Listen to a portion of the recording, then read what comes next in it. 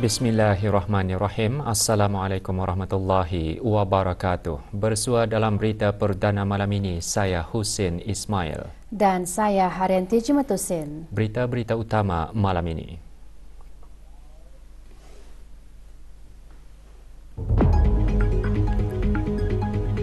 Ke bawah Duli Yang Maha Mulia Paduka Seri Baginda Sultan dan Yang di-Pertuan Negara Brunei Darussalam bertitah menegaskan dasar-dasar peraturan pengendalian zakat hendaklah dikemaskini supaya tidak mudah dieksploitasi. Janganlah juga ada ruang untuk penyelewengan dalam mengagihkan zakat.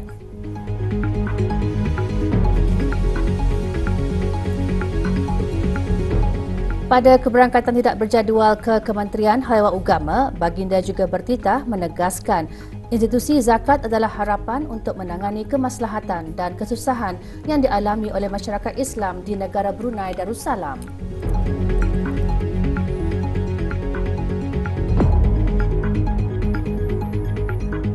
Ke bawah Duli Yang Maha Mulia Paduka Seri Baginda Sultan Haji Hassanal Bolkiah Muizzaddin Wad Daulah, Ibni Almarhum Sultan Haji Umar Ali Saifuddin Sa'dul Khairiwaddin, Sultan dan Yang di-Pertuan Negara Brunei Darussalam mengadakan keberangkatan tidak berjadual ke Kementerian Hal Ehwal Agama pagi tadi. Pada keberangkatan tersebut, Ke bawah Duli Yang Maha Mulia bertitah menegaskan beberapa perkara berkaitan urus tadbir hal ehwal zakat. Antaranya, penggunaan teknologi digital demi memudahkan dan mempercepatkan proses pengurusan zakat. Program pengupayaan asnaf zakat perlu diutamakan serta sungutan mengenai permohonan zakat lambat menerima agihan. Baginda mula-mula bertitah antara hikmah dan tujuan Allah Subhanahu Wa Taala mensyariatkan zakat ialah untuk kemaslahatan golongan kaya atau berkemampuan dapat mengagihkan zakat kepada golongan yang kurang berkemampuan. Di sinilah hebatnya Islam itu. Mengajar kita bagaimana mengurus harta melalui zakat. Kita di Brunei mempunyai jabatan urusan zakat, wakaf dan Baitul Mal, Juswab, untuk mentadbir hal ehwal zakat, termasuk menjadi harapan kita untuk mencapai matlamat kedua wawasan negara, iaitu kualiti kehidupan rakyat yang tinggi. Dalam lingkungan tempoh masa sebelum menjelangnya tahun 2035, urus tadbir institusi zakat yang cekap dapat menyumbang kepada keberkesanan pengurusan kewangan zakat. Oleh itu, Kementerian Hal Ehwal Agama, khususnya Juswab, hendaklah memastikan sebarang masalah komunikasi yang kurang cekap di semua peringkat untuk diperbaiki, supaya tidak menjadi penghalang kepada pencapaian matlamat dan kemajuan Juswab. Beta turut menyokong penggunaan teknologi digital dalam urus tadbir zakat demi memudahkan dan mempercepatkan proses pengurusan zakat, khasnya dalam hal penilaian permohonan dan pengagihan zakat, supaya menjadi lebih efisien, cepat, tepat dan konsisten. Adakah Juswab sudah memiliki atau menggunakan teknologi digital seperti ini? Jika iya, beta ingin mengetahui keberkesanan penggunaan teknologi digital yang dipakai itu. Dan jika belum, apakah sebabnya? Baginda juga bertitah mengingatkan projek manajemen yang teratur mestilah dilaksanakan dengan peruntukan timeline yang munasabah.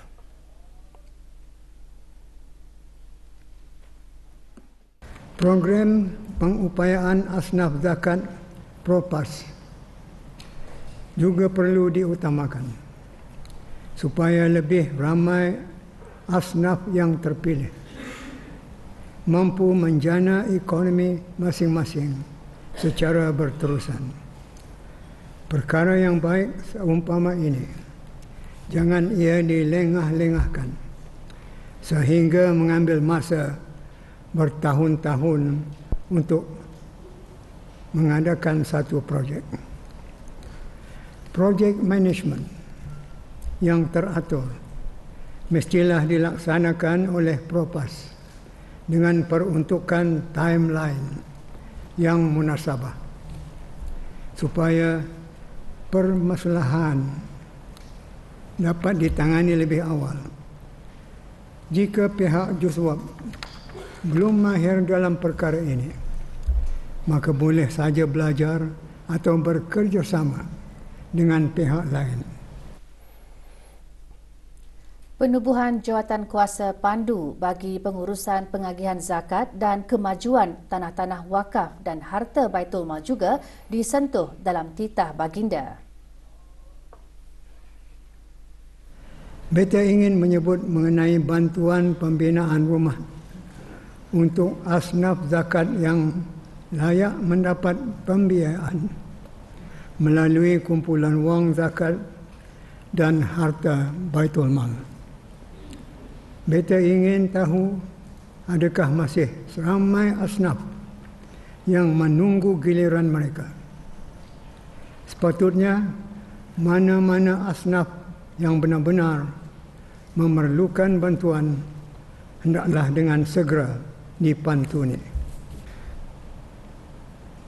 Beta mahu jawatan kuasa pandu steering committee ditubuhkan bagi pengurusan pengagihan zakat dan kemajuan tanah-tanah wakaf dan harta Baitul Mal. Keahliannya perlu dipelbagaikan, bukan hanya dari mereka yang memiliki latar belakang agama, tetapi juga termasuk yang memiliki latar belakang lain yang mempunyai kemahiran dalam bidang-bidang tertentu seperti bidang keusahawanan dan juga pihak swasta, dan ahli-ahli yang terlibat di bawah sistem kebajikan negara SKN. Jawatan kuasa tersebut juga perlu untuk menghadapkan laporan beserta statistik rasmi terkini setiap 6 bulan ke mesyuarat menteri-menteri kabinet untuk dijadikan agenda perbincangan mengenainya. Titah baginda juga memperingatkan institusi zakat adalah harapan untuk menangani kemaslahatan dan kesusahan dialami oleh masyarakat Islam di negara ini.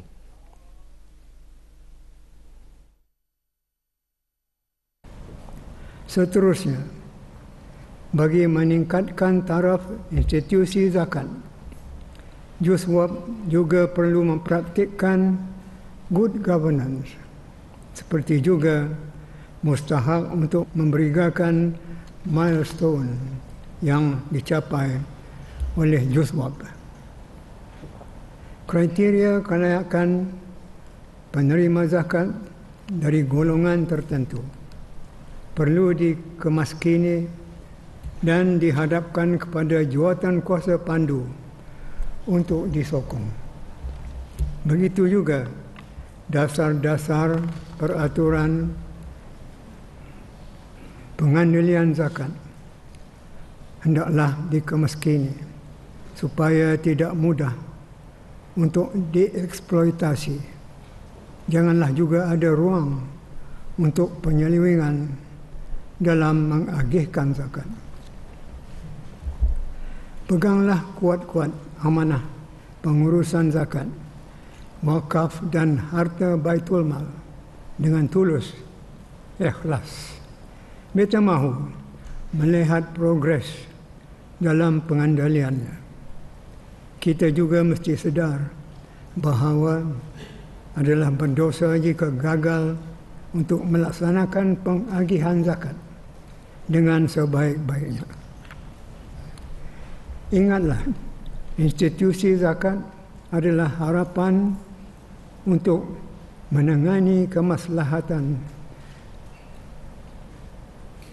dan kesusahan dialami oleh masyarakat Islam di negara ini, serta juga akan menguatkan lagi strategi jaminan sosial dan kesejahteraan.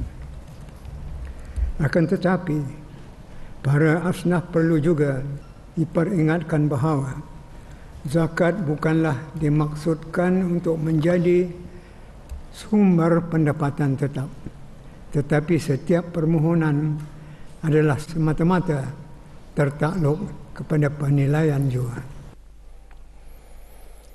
Baginda juga bertitah membangkitkan persoalan mengenai mengapa penilaian untuk menerima zakat mengambil masa berbulan atau bertahun.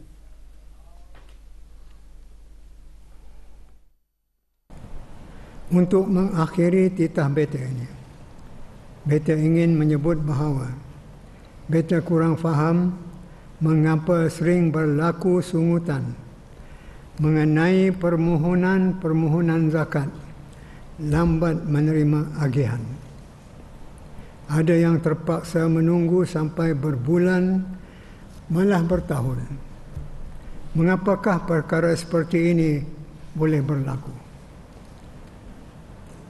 Dikatakan kerana terpaksa untuk mengambil masa membuat penilaian, kerana semua permohonan mesti dinilai terlebih dahulu. Baik, mari kita tetapkan permohonan itu ialah asnaf fakir miskin. Kita akan nilai dia sama ada benar ataupun tidak dia atau fakir miskin. Pada beta, tidaklah ada susahnya untuk membuat penilaian. Kerana siapa memohon, kita sudah tahu di mana rumahnya, di mana kampungnya, dan siapa ketua kampung. Lalu, tidak bolehkah diaturkan kaki tangan Juswab bersama ketua kampung untuk turun padang mengunjungi pemohon bagi menyaksikan sendiri keadaan pemohon dan untuk mengetahui semua perkara yang diperlukan, sehingga dengan itu dapatlah dimuktamadkan penilaian sama ada pemohon layak atau tidak untuk menerima zakat. Tidakkah memadai penilaian dibuat dengan cara ini? Dan jika memadai, adakah mesti sampai mengambil masa berbulan atau bertahun? Contoh lain titah baginda ialah Asnaf Al-Gharimin, pemohon kerana berhutang.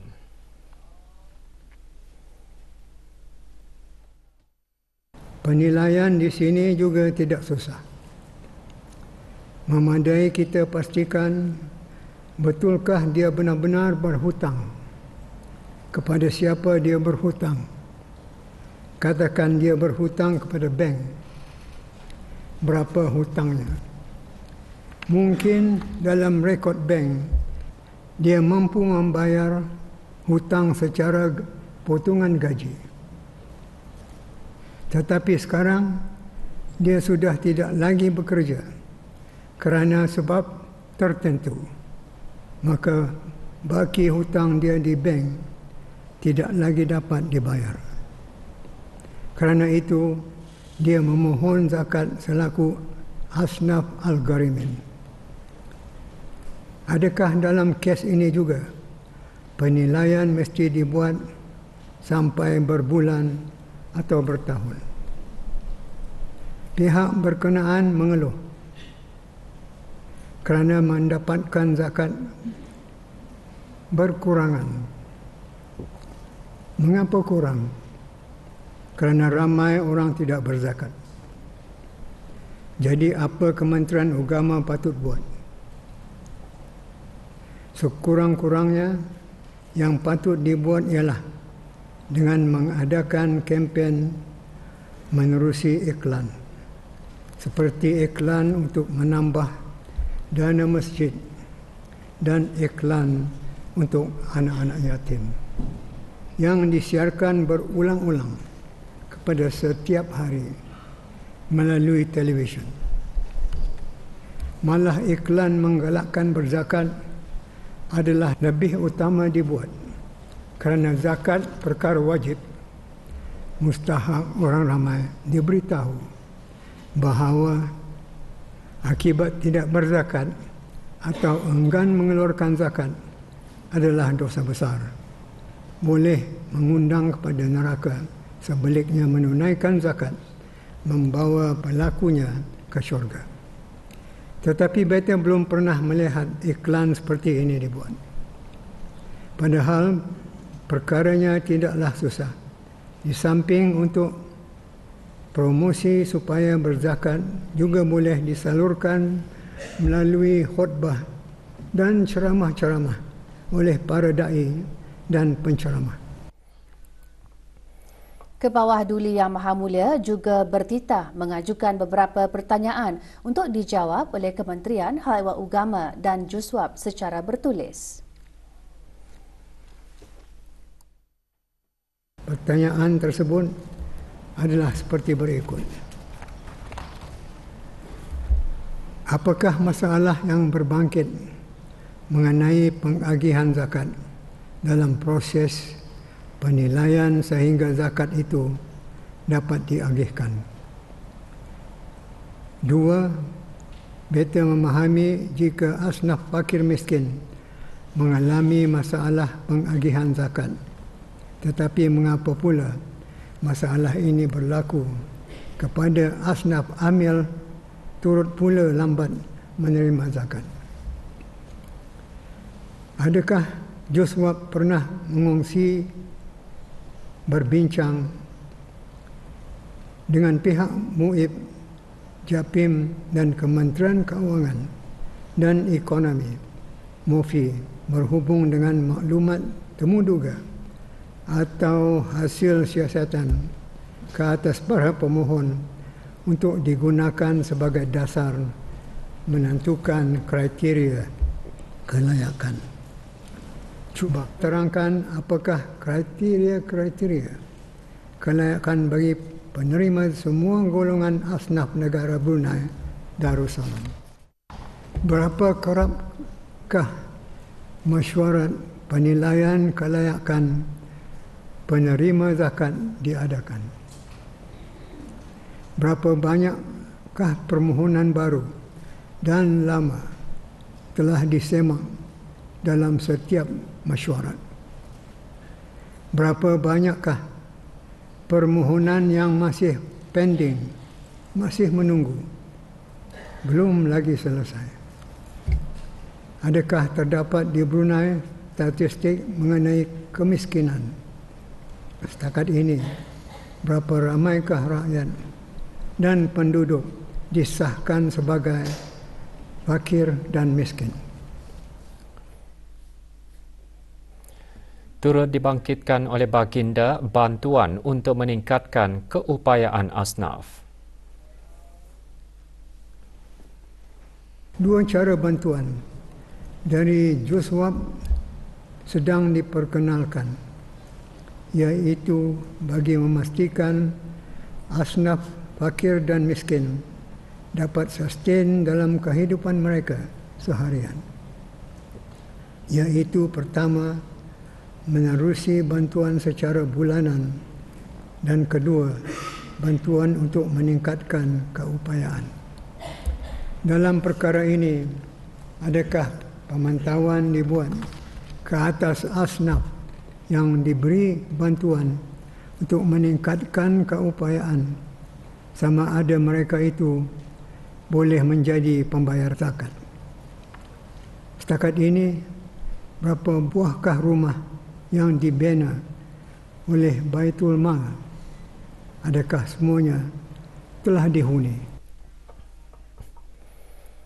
Kebawah Duli Yang Maha Mulia Paduka Seri Baginda Sultan dan Yang di-Pertuan Negara Brunei Darussalam mengadakan keberangkatan tidak berjadual ke Kementerian Hal Ehwal Ugama di Jalan Dewan Majlis. Keberangkatan baginda dijunjung oleh Yang Berhormat Perdana Khatib Datuk Paduka Seri Setia Ustaz Haji Ahmaduddin bin Pengarah Datuk Paduka Haji Awang Osman, Menteri Hal Ugama, Yang Berhormat Perdana Lela Raja Major Jeneral Bersara Datuk Paduka Seri Awang Haji Halbi bin Haji Muhammad Yusof, Menteri di Jabatan Perdana Menteri dan Menteri Pertahanan kedua.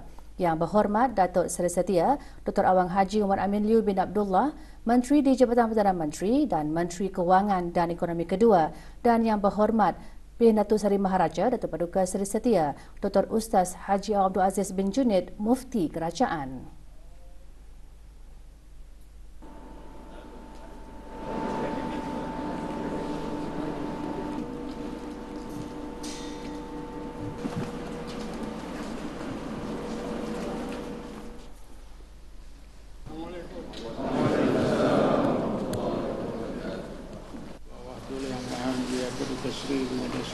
Doa selamat dibacakan oleh Mufti Kerajaan.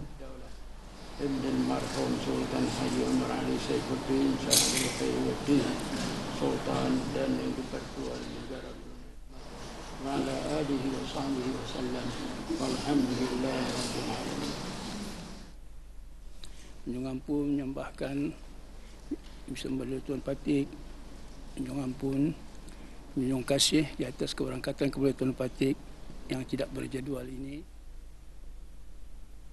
Saya yang penasaran dengan kebun duli di Melayu.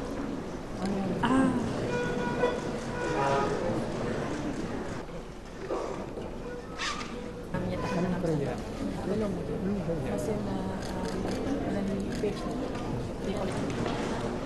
Sebagai penyeraju perkhidmatan agama dan semua hal berkaitan dengan agama Islam, Kementerian Hal Ehwal Ugama berperanan merancang, melaksana, menilai program dan aktiviti demi kepentingan agama Islam di negara ini.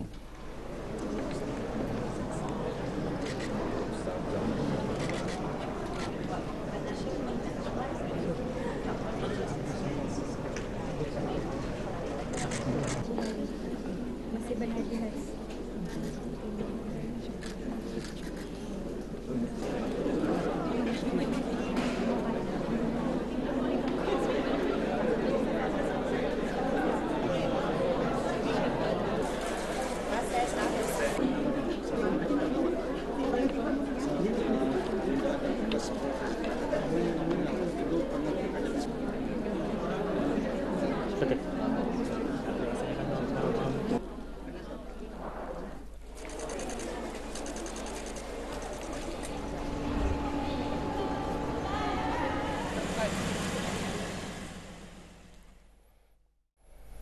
Kejohanan Piala Chancellor 2024 menutup tirainya petang tadi dengan majlis penyampaian hadiah kepada para pemenang. Majlis berlangsung di Universiti Brunei Darussalam. Juara keseluruhan dirangkul oleh Universiti Teknologi Brunei UTB. Penyampaian hadiah disempurnakan oleh Yang Berhormat Datin Seri Setia Dr. Dayang Hajah Rumaizah binti Haji Muhammad Saleh, Menteri Pendidikan. Majlis diteruskan dengan penyerahan bendera kejohanan kepada Dr. Haji Arman bin Haji Asmat, pemangku Rektor UNISA. Kejohanan menjadi platform kepada penglibatan pelajar dalam persaingan sihat serta mengukuhkan ikatan antara institusi pendidikan tinggi di negara ini. Pada masa ini, peranan bahasa Melayu semakin mencabar, namun cabaran itu juga membuka peluang untuk mengangkat martabatnya ke peringkat yang lebih tinggi. Perkara tersebut digariskan oleh Menteri Kebudayaan Belia dan Sukan semasa Majlis Pelancaran Sambutan Bulan Bahasa 2025. Berlangsung di Dewan Bahasa dan Pustaka DBP Berakas, majlis diselajurkan dengan pelancaran 8 buah buku baharu. Dalam hal tersebut, jelas Yang Berhormat Datuk Seri Setia Haji Awan Nazmi bin Haji Awan Muhammad tanggungjawab bukan hanya terletak di bahu institusi bahasa tetapi juga memerlukan dukungan seluruh masyarakat. Perambah saya percaya bahawa kolaborasi strategik antara pihak kerajaan, institusi pendidikan, pertubuhan masyarakat, syarikat swasta dan para intelektual akan menjadi kekuatan utama dalam memastikan bahawa bahasa Melayu itu akan terus berkembang dan menyumbang kepada pembangunan negara. Pengisian majlis bual bicara bahasa jiwa bangsa dan penyampaian sijil, hadiah dan cenderamata antaranya kepada panel bual bicara pelajar cemerlang mata pelajaran Bahasa Melayu dan Kesusasteraan Melayu bagi peperiksaan Brunei Cambridge GCE peringkat O dan A tahun 2024. Juga hadir ahli Majlis Mesyuarat Negara. Dari Sekolah Menengah Saidina Ali. Sempena Jubli Emas Perkhidmatan TV Brunei, Radio Televisyen Brunei RTB petang tadi mengadakan majlis membaca surah Yasin dan tahlil khusus bagi almarhum Sultan Haji Omar Ali Saifuddin Sa'dul Khairiwaddin, almarhumah Duli Raja Isteri Pengiran Anak Damit dan almarhum Duli Yang Teramat Mulia Paduka Seri Pengiran Muda Haji Abdul Azim. Majlis berlangsung di Kubah Makam Diraja. Rombongan diketuai oleh Datuk Seri Paduka Awang Muhammad Reza bin Datuk Paduka Haji Muhammad Yunus, Timbalan Menteri Urus Tadbir Perkhidmatan Awam di Jabatan Perdana Menteri. Juga hadir para pegawai kanan, pegawai dan kaki tangan Jabatan Perdana Menteri dan RTB.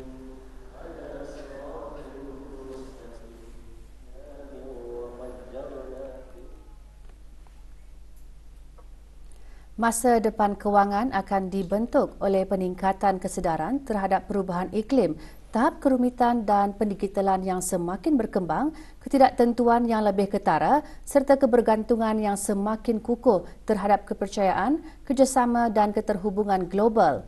Perkara tersebut terkandung dalam teks ucap tama Yang Berhormat Datuk Seri Setia Dr. Awang Haji Omar Amin Liu bin Abdullah, Menteri di Jabatan Perdana Menteri dan Menteri Kewangan dan Ekonomi kedua pada Forum ASEAN ketiga Masa Depan Kewangan.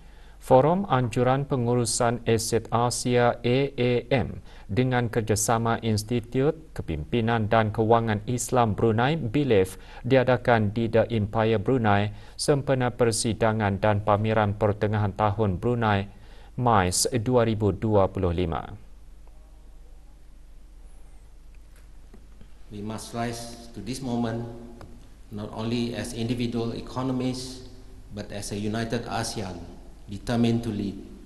This means investing in our people, scaling up sustainable and Islamic finance, and embracing digital transformation with purpose and integrity. Teks ucap tama dibacakan oleh Datuk Seri Paduka Haji Khairuddin bin Haji Abdul Hamid, Timbalan Menteri Kewangan dan Ekonomi selaku pengerusi Lembaga Pengarah BDCB, menghimpunkan penggubal dasar, pengawal selia dan pakar industri. Forum membincangkan cabaran, peluang strategik dan penyelesaian inovatif bagi memastikan sektor kewangan ASEAN kekal berdaya tahan dan berdaya saing dalam ekonomi global yang berkembang pesat.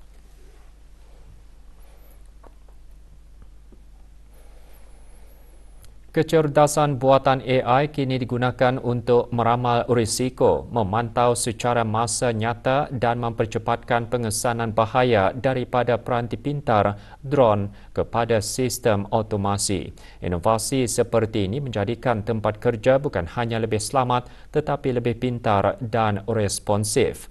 Namun kita mesti bersikap realistik dan berwaspada kerana jika AI tidak dikawal dengan baik, ia boleh membawa risiko baharu baik dari segi fizikal maupun psikologi. Perkara tersebut disentuh dalam teks ucapan Yang Berhormat Perdana Tuan Raja Major Jeneral Bersara Datuk Paduka Seri Awang Haji Halbi bin Haji Muhammad Yusof, Menteri di Jabatan Perdana Menteri dan Menteri Pertahanan kedua. selaku Menteri Bertanggungjawab Otoriti Kebangsaan, Keselamatan Kesihatan dan Alam Sekitar China pada Majlis Perasmian Persidangan Keselamatan dan Kesihatan di tempat kerja. Justru semua pihak terlibat iaitu pihak berkuasa. Teks ucapan dibacakan oleh Dayang Hajar Farida binti Datuk Seri Paduka Haji Talib, Setiausaha Tetap Tenaga Jabatan Perdana Menteri, merangkap ahli lembaga pengarah China yang berhormat.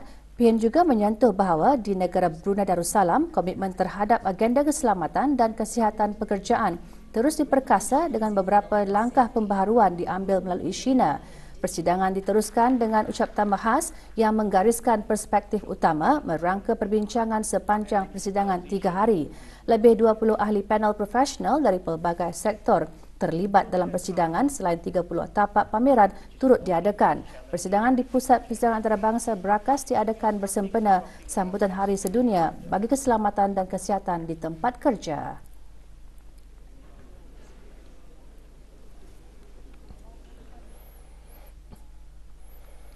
Lapan sesi panel membincangkan isu teknologi industri 4.0, pematuhan kontraktor, keselamatan berasaskan tingkah laku dan kebersihan pekerjaan semasa persidangan keselamatan dan kesihatan di tempat kerja. Dengan tema merevolusikan kesihatan dan keselamatan, peranan AI dan pendigitalan di tempat kerja, persidangan dihadiri para pakar tempatan dan luar negara yang antaranya menumpukan kepada AI dan keselamatan dan kesihatan di tempat kerja. So, the example of adaptation in Malaysia, just to give us some of the reviews or what. Informative. Pada sebelah petang, sesi panel diteruskan dengan perbincangan tertumpu kepada sistem pengurusan kontraktor berkesan, satu penyelesaian kepada pematuhan.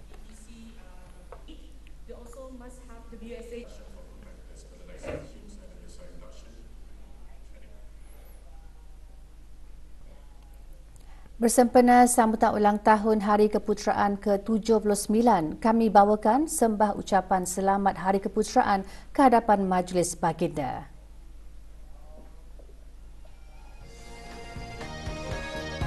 We are from the High Commission of Canada in Brunei. We would like to wish happy 79th birthday to His Majesty. May His Majesty be blessed with happiness and good health. Kami dari unit penyiar berita Radio Television Brunei merafakkan doa semoga Allah Subhanahu Wa Taala sentiasa melimpahkan rahman, kesihatan dan kebahagiaan ke hadapan Majlis ke bawah Duli Yang Maha Mulia. Daulat ke bawah Duli Tuan Patih.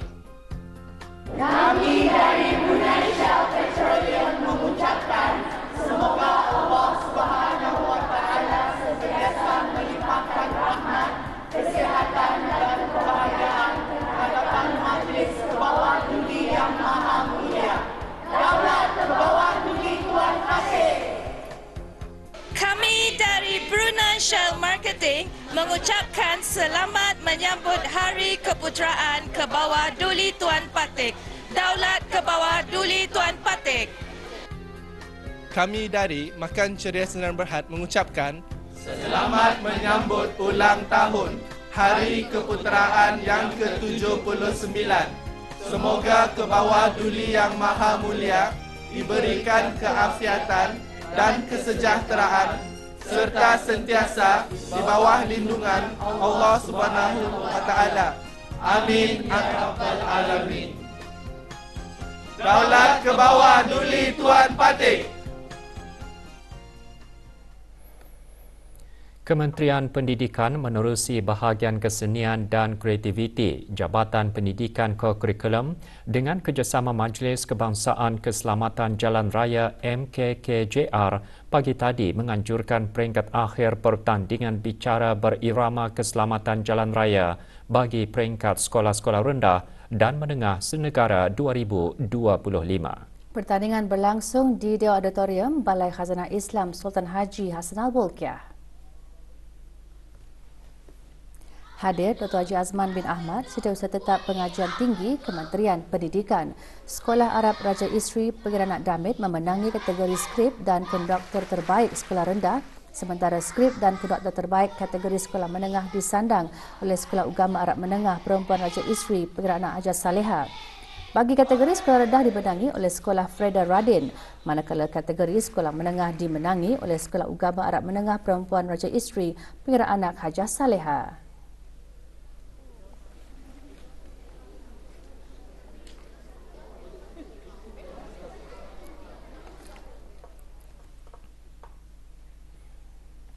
Bersempena Hari Lautan Sedunia, pagi tadi diadakan Hari Nelayan Anjuran Jabatan Perikanan, Kementerian Sumber-Sumber Utama dan Pelancongan dengan kerjasama Pony Group Sdn Berhad. Hari Nelayan adalah platform penting bagi meningkatkan kerjasama antara agensi kerajaan, pertubuhan bukan kerajaan dan komuniti nelayan. Dengan tema utama pemerkasaan komuniti nelayan dan matlamat memperkukuhkan pembangunan sektor perikanan serta menyokong kesejahteraan ekonomi negara. Acara diadakan di Pantai Jerudong. Pelancarannya disempurnakan oleh Awang Haji Muhammad Yusri bin Haji Junaidi, Timbalan Setiausaha Tetap di Kementerian Sumber-Sumber Utama dan Pelancongan. Pengisian acara, pendedahan kemahiran asas pembuatan takat tiruan serta taklimat mengenai langkah keselamatan semasa berada di laut. Juga disediakan kaunter bantuan nelayan bagi membuka peluang untuk mendapatkan pembiayaan, mengembangkan aktiviti ekonomi dan meningkatkan daya saing.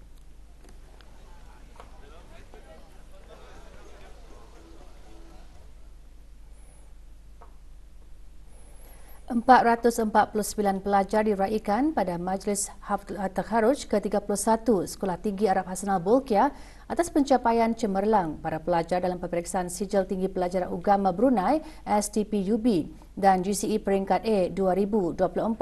Majlis berlangsung pagi tadi di Dewan Plenary Pusat Persidangan Antarabangsa Berakas.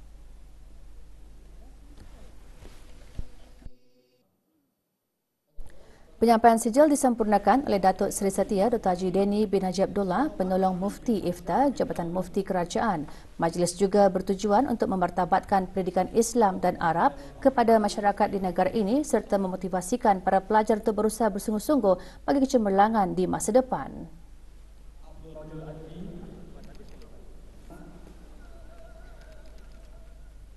Saya berpendapat bahawa erti kejayaan yang hakiki ialah bukan sekadar mencapai keputusan yang cemerlang dalam peperiksaan, tetapi juga dilihat sejauh mana seseorang itu dapat mengimbangi antara dunia dan akhirat. Saya percaya bahawa kejayaan sebenar ialah apabila seseorang itu dapat keredaan Allah Subhanahu wa taala. Saya berazam insya-Allah akan terus menuntut ilmu dalam pengajian Islam dan menyumbang bakti kepada kedua ibu bapa serta boleh membantu ke arah kemajuan agama, bangsa dan negara Brunei Darussalam. Saya berhasrat untuk menyumbang kepada aspek sosial negara dan moral negara, menangani isu dan stigma tertentu dan juga mengaitkan pelajaran saya dengan ajaran agama Islam. 807 pelajar baharu menyertai Minggu Orientasi Pelajar Politeknik Brunei pengambilan ke-15 sesi Julai 2025 tahun akademik 2025-2026. Pembukaan Minggu Orientasi selama 4 hari diadakan pagi tadi di Dewan Munawarah Setia Point, Berakas. Dalam ucapan, Pengiran Dr. Saiful Baharin bin Pengiran Duraman, pemangku pengarah Politeknik Brunei, antara lain menzahirkan harapan agar pelajar baharu dapat meningkatkan diri bukan sahaja dalam pembelajaran. Majlis orientasi bertujuan memperlihatkan kerjasama antara pelajar dan pihak pentadbiran serta kaki tangan Politeknik Brunei. Pengisian Minggu Orientasi, taklimat dan aktiviti untuk membantu pelajar mengenali Politeknik Brunei dan memberi gambaran kehidupan sebagai pelajar institusi berkenaan.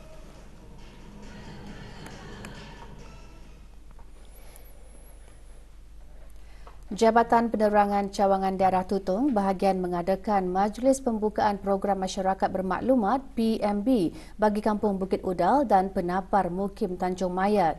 Diadakan selama 2 hari, program berlangsung di Dewan Auditorium Bangunan Tambahan Jabatan Penerangan. Program disertai oleh 48 orang terdiri daripada penduduk Kampung Bukit Udal dan Penapar. Ia merupakan inisiatif Jabatan Penerangan dalam memberikan peluang kepada masyarakat untuk menimba ilmu pengetahuan mengenai usaha pihak kerajaan dan agensi-agensi berkenaan dalam sama-sama membangun negara. Program juga diisikan dengan beberapa sesi taklimat dan lawatan ke agensi-agensi yang terpilih. Persatuan Usahawan Muda Brunei YEAB menyertai persidangan ASEAN 2025 yang diadakan di Sentosa, Republik Singapura. Dianjurkan oleh Persekutuan Perniagaan Republik tersebut, persidangan merupakan satu lagi kejayaan dalam meningkatkan kerjasama serantau dan menyokong usaha mempelbagaikan ekonomi negara Brunei Darussalam. Program 4 hari itu meliputi forum dan persidangan di bawah tema Integrasi ASEAN dalam Dunia yang Pelbagai. Ia dihadiri oleh para penggubal dasar serta persatuan masyarakat awal di seluruh Asia Tenggara dan menjadi wadah meneroka hala strategik rantau ini dalam mengubah lanskap global. 12 pelajar tahun 5 dan 3 guru sekolah rendah Panaga Seria akan mengadakan lawatan ke Peiying Primary School, Republik Singapura. Lawatan selama 5 hari itu akan bermula esok dan merupakan sebahagian daripada program sekolah berkembar Negara Buddha Darussalam dan Republik Singapura. Delegasi bertolak meninggalkan negara pagi tadi. Antara lain, tujuan program mengeratkan hubungan dua hala antara sekolah-sekolah dari kedua-dua negara melalui perkongsian amalan terbaik dalam bidang akademik, pedagogi serta pembangunan pelajar secara menyeluruh. Kerja-kerja penyelenggaraan paip di Manglait, Pengkalan Gadong dan Batu Bersurat akan dilaksanakan esok pukul 9 pagi hingga selesai. Beberapa kawasan berkemungkinan mengalami gangguan bekalan air atau tekanan air rendah. Kawasan terlibat keseluruhan kawasan Gadong, Kampung Pengkalan Gadong, Kampung Batu Bersurat, Kampung Manglait, Pusat Membeli Belah Gadong dan sekitarnya. Untuk bekalan air tangki, hubungi talian Darussalam 123. Separuh jalan di Lebuh Raya Tunku, Hala Gadong, Bandar Seri Begawan akan ditutup sementara pada hari ini sehingga kerja selesai. Penutupan adalah disebabkan oleh kerja-kerja membaiki jalan rosak. Ia akan bermula pukul 10 malam hingga 5 pagi tertakluk kepada keadaan cuaca. Para pengguna jalan dinasihatkan untuk sentiasa berhati-hati dan mematuhi papan tanda arahan jalan raya serta had kelajuan yang ditetapkan.